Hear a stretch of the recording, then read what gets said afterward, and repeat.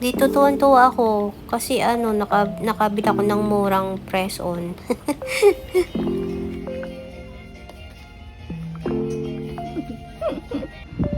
Okay, so magdi-DIY tayo na customize natin tong mga chippy pie na press-on nails na nabili ko sa One Stop. Ang halaga niya 2 RM and 30 cents. Pero may discount pa yan kasi may card kami sa One Stop. Siguro mga nasa 20 something na. Nasa 20 pesos kung sa pera natin, 20 plus, ganun. Diba? Saan ka ba? Ang mahal ng mga ang mahal-mahal ng mga press-on sa Wonder lang sa Nobel dito sa sa center point. Kaya natuwa ako nung nabili ko siya. Try na natin. So, maglagay muna tayo ng adhesive sa double adhesive itong ginagamit ko. Lagay tayo ng adhesive sa bawat holder ng fake nails. Ganyan lang siya. Kasi feeling ko mas matibay ito kaysa dun sa clay na ginagamit. Yung pang nails talaga. So, hindi siya basta-basta na natatanggal. Kapit. So, ayan, nalagyan na natin siya lahat ng double adhesive. Pipil lang natin yan. Pagkakabit natin ito. Let's go! Alam ko sa may DIY matagal na dito. Alam ko, bago pa lang ang DIY sa Pilipinas. Kasi last year nang umuwi ako, meron ng DIY. Ang di ko lang alam kung may Quezon. Kasi Quezon, maganda din yung mga gamit nila. Like yung pangwalis ko, dun ko lang din yung napili.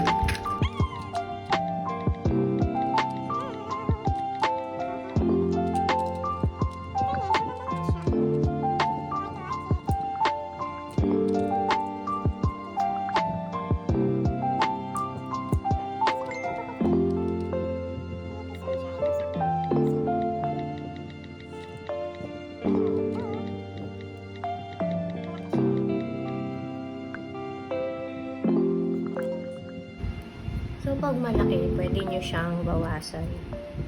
Kasi napa-file din naman yan. So, mapapantay mo yan. Sa akin kasi maliit yung mga daliri ko. So, pwede mo siyang bawasan.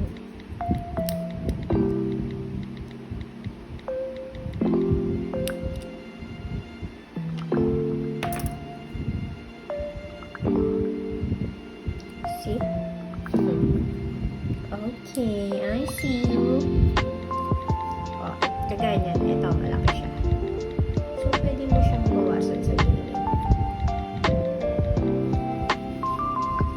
So, una natin gagawin ay file muna natin yung mga sides.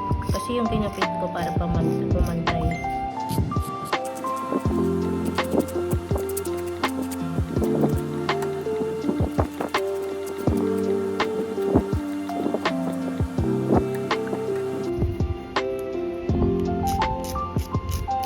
Papantayin lang natin yung pinaka niya. Yung edge ng kuko. Hindi naman pangit tingnan.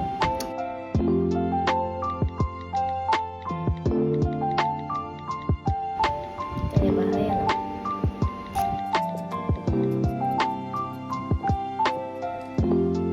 Kagaya niyan, hindi siya pantay. So, kailangan natin siyang ihahin.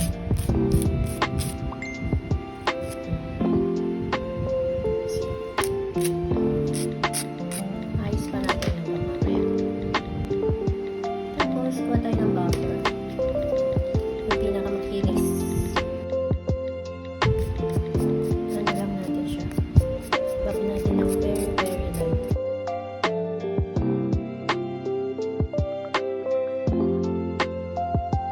Bakit ko binabag? Para kung ano man ang ilagay natin dito sa pinaka-nail plate niya ay kapit.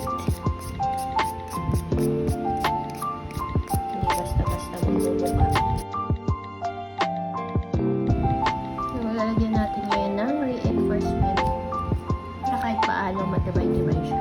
Tsaka para kumapal. Kasi manipis siya eh. Kung mga chipipay lang yung press on na to. So, kailangan natin patibayin. So, lagay tayo ng reinforcement.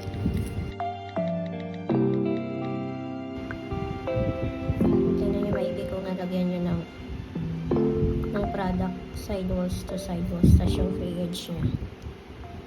Tapos, pag nalagyan ko na lahat, hindi ko muna siya i-cure. Ganyan yung mga ilang seconds. Para pumunta sa gitna lahat ng product. Magkaroon ng apex. Kahit paano. Kasi hindi naman ganun kakapal yung nilagay ko.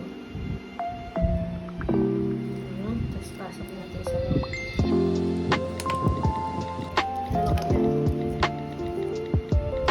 Tapos lagyan ng reinforcement. Karin muna natin. Para kahit paano maganda yung kalalabasan pag gumawa na tayo ng design. Diba? Saan aabot ang iyong 2 ringgit and 30 cent?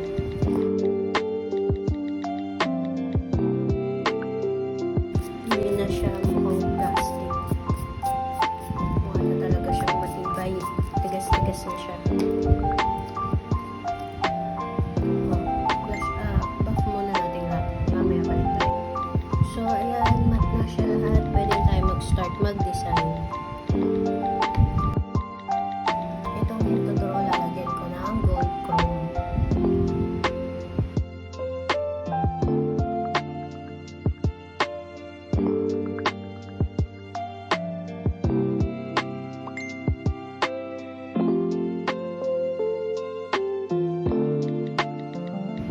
Lagyan ko muna siya ng top coat. Tsaka ko siya inanuhan ng chrome. Kasi hindi kakapit ang chrome sa matte.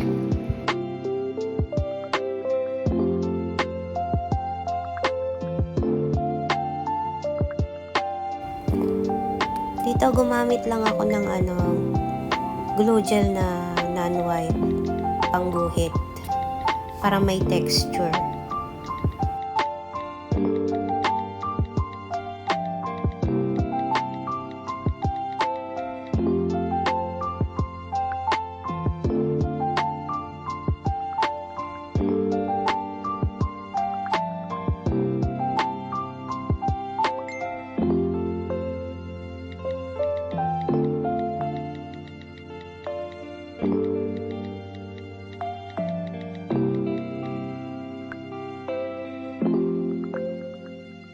Tapos, papatungan natin ulit.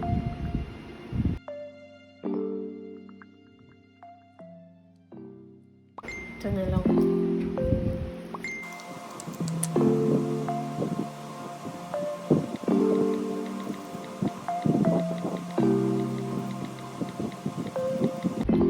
Maganda yung mga gel glue na non-white na. Kasi hindi mo na kailangan patungan ng top coat para kumapit pa yung chrome.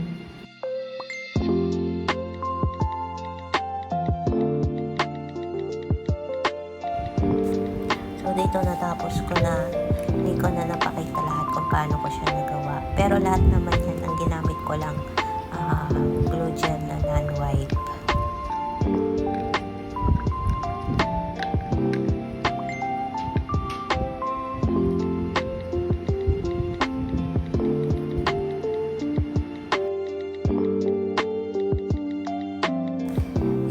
Pwede naman siya na nagmukhang tig 20 pesos na price on, di ba?